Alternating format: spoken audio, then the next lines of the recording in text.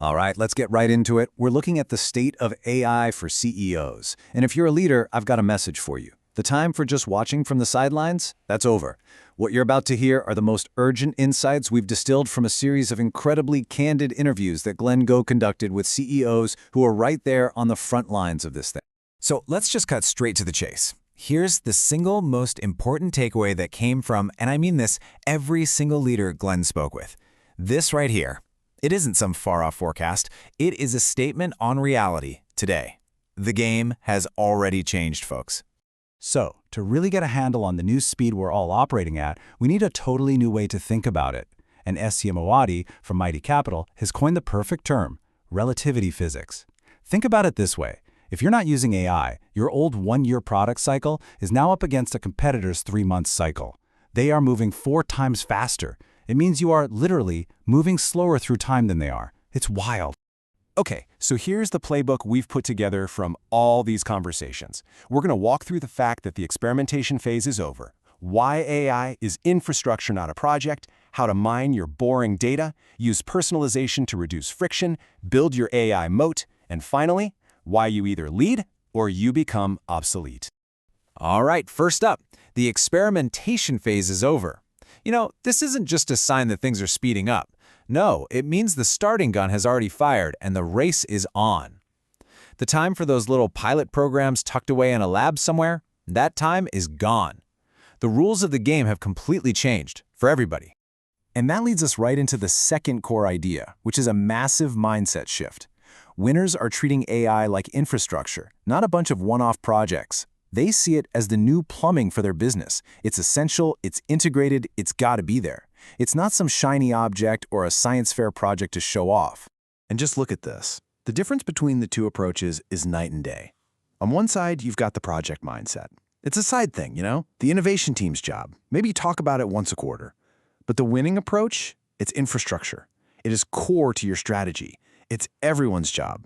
And it's not discussed quarterly, it's discussed daily. You see, it's not another feature you bolt on, it's a completely new way to build your entire company. And listen to how Matt Blossel, the CEO of Dexcare, puts this. And remember, he's in the super complex world of healthcare tech. He says, think of AI as just a new coding language. It's so simple but so profound.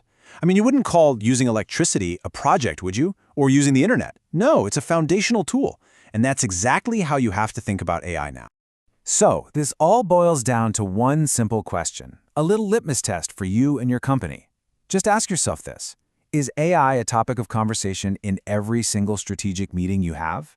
And be honest. If the answer is no, well, then you're still stuck in that project mindset. And that, I'm sorry to say, means you are already falling behind. Okay, on to our third big truth. And listen up, because this is where the immediate money is hiding. The smartest leaders are realizing the biggest early wins aren't coming from some crazy, futuristic AI model. Nope, they're coming from mining the boring data you already have. It's like finding gold in your own backyard. Just look at this perfect real-world example. It's so simple and so profitable. Chris Jones, the CEO of Cannabis Express, isn't out there chasing hype. He just uploads his transaction logs, boring, right? And asks a simple question. Hey, which of my products are getting old and need to be discounted? The answer? Boom, immediately saved his company hundreds of thousands of dollars. This isn't about fancy tech demos, this is about profit, not press releases. So this is the question you need to be asking your team, like first thing tomorrow morning. What money are you just leaving on the table right now because you're not properly interrogating your own data? All those sales logs, your customer service tickets, those operational reports, they are packed with hidden cash. And AI is just the key that finally lets you unlock. All right, our fourth truth is all about your customer. Because in this world of just infinite choice, AI's real superpower is solving a problem we all feel every day, decision fatigue.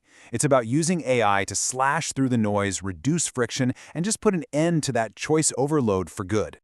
And David Robbie from Tovala just nails it here. He's asking, how do you use AI to surface the right meal? The goal isn't to bombard your customer with 100 different options. It's to use what you already know about them to show them the one thing they actually want, right now, before they even have to think about it. I mean, that's not just good service, that's a magical experience. And this is the huge shift in thinking right here. Your customers don't want more options. They are drowning in options. They want the right option. and they want it now.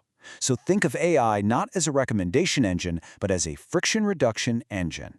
Its real job is to create simplicity and ease, to give your customer the right answer before they even have to ask the question.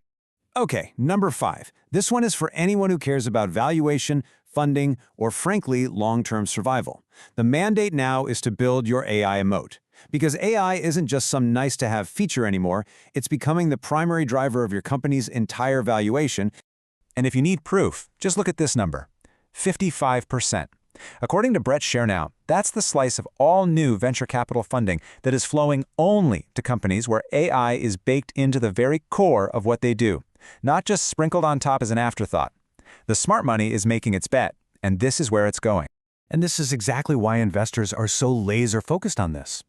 Brett calls it a flywheel, and that's the perfect word. A business built on AI creates this amazing, self-reinforcing loop, right? More data makes your AI smarter, a smarter AI builds a better product gets you more users, and more users give you more data. The moat around your business isn't static. It literally gets wider and deeper every single day you operate. And all of this, everything we've talked about, it leads to one final, unavoidable conclusion. This is the CEO's mandate. This is not a technology problem you can delegate to your CTO. This is a leadership challenge, plain and simple. It's a choice. You either lead through this or your company becomes obsolete. And don't just take it from me. Listen to Ross Wainwright, another CEO in the trenches. He says if you don't have an AI agenda, you could become obsolete. Not just disrupted, not just lose a little market share, but become completely irrelevant. He says it's moving that fast. The time to wait and see is gone. That window has slammed shut. In fact, SC Mawadi has a chilling name for this exact thing. The Nokia effect. Remember them? The undisputed king of mobile phones, absolutely dominant. And then, in just a couple of years, gone. Why? Because they failed to adapt to a fundamental platform shift. That is the ghost in the machine for every industry right now. So the big takeaway here isn't to go read another book about AI. It's about immediate, decisive action. It really boils down to 3 things you need to do now. 1. Find the money. Pick one area of your business, upload the data, and just ask the AI what you're missing. 2. Fix the friction. Pick one single customer pain point and use AI to personalize that experience. And 3. Build the moat. Pick one critical strategic initiative and make AI absolutely foundational to it.